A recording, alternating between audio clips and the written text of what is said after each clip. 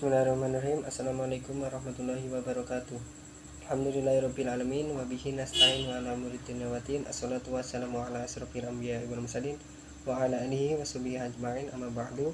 Yang terhormat kepada Bapak Arifah Kurniawan SEMAK selaku dosen mata kuliah Sistem Informasi Akuntansi dan teman-teman yang saya banggakan.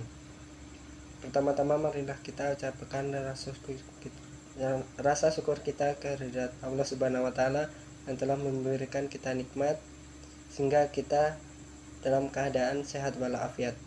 Kedua kalinya salawat berikan salam semoga tetap curahkan kepada junjungan kita yakni Habibana wa Nabiyana wa Maulana Muhammad sallallahu alaihi wasallam yang semoga kita diakui sebagai umatnya kelak di yaumil qiyamah nanti. Amin amin ya rabbal alamin.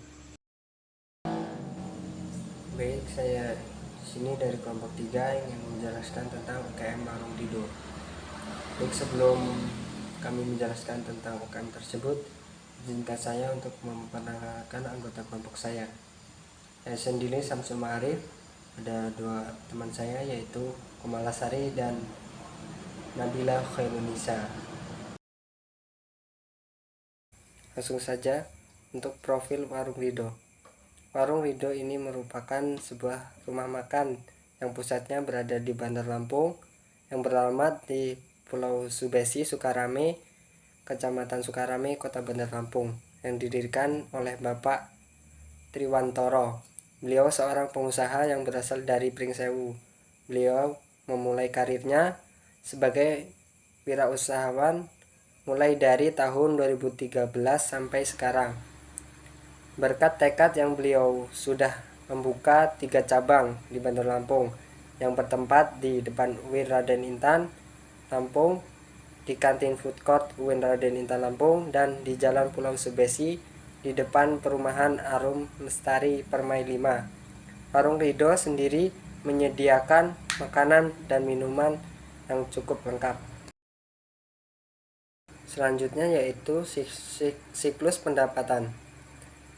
Pendapatan UMKM Warung Rido ini diperoleh dari dibukanya warung setiap hari dari pukul 10 pagi sampai 10 malam. Kemudian terjadinya transaksi pembelian dari diterimanya pesanan yang diminta oleh konsumen, kemudian bagian produksi memproses pesanan tersebut lalu melakukan pengemasan produk.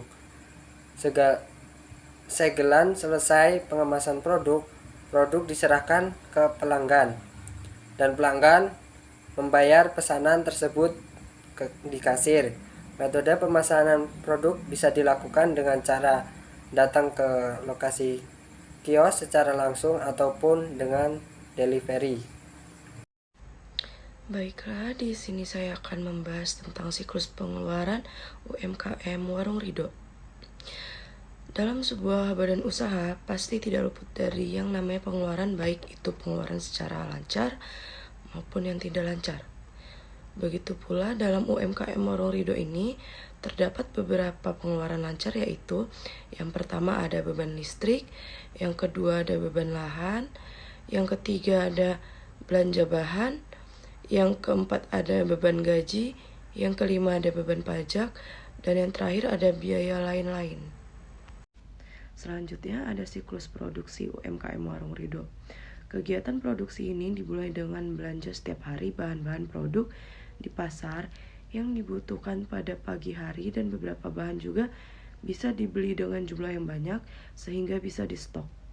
Proses persiapan dimulai dari jam 8 pagi sampai dengan jam 9.30. Proses pembuatan dilakukan setelah pelanggan memesan makanan, dan setelah diproses akan disiapkan lalu disajikan ke pelanggan.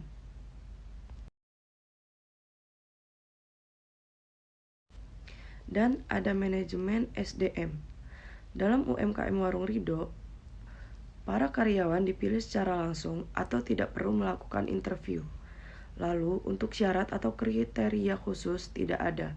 Selain itu, karyawan yang sudah diterima melakukan sistem training, yang dimana sistem training tersebut sebagai pengenalan tempat kerja, dan selain itu karyawan langsung bisa bekerja sambil belajar. Selanjutnya materi akan disampaikan oleh Kumalasari. Yang selanjutnya yaitu manajemen penggajian. Dalam manajemen penggajian Warung Ridho ini, proses penggajian karyawan tersebut dengan cara bos memberikan gaji tersebut secara langsung kepada karyawannya. Gaji yang diberikan adalah gaji harian untuk para karyawannya yang diberikan setiap hari setelah closing Warung Ridho.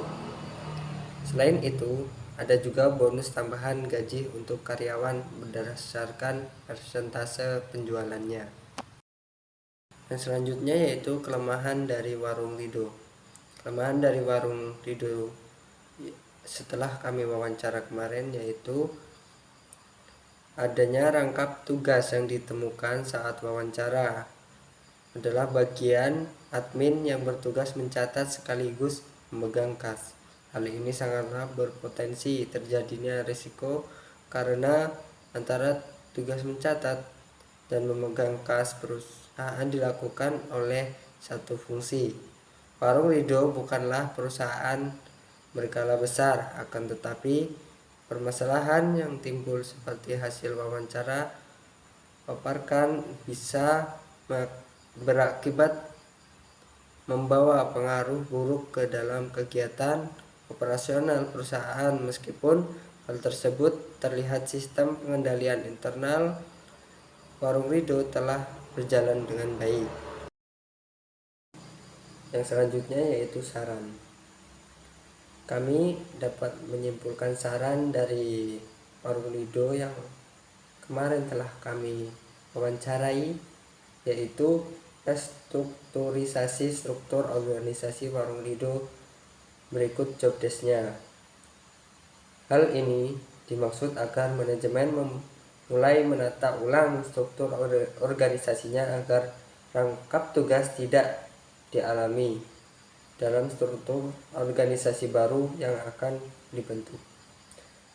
Kemudian membuat standar operasional prosedur atau SOP secara tertulis agar karyawan paham akan tugas dan wewenang yang harus dijalankan, dan perusahaan mulai menerapkan sistem pencatatan yang terkomputerisasi agar laporan yang dihasilkan bisa terintegrasi secara efektif dan efisien.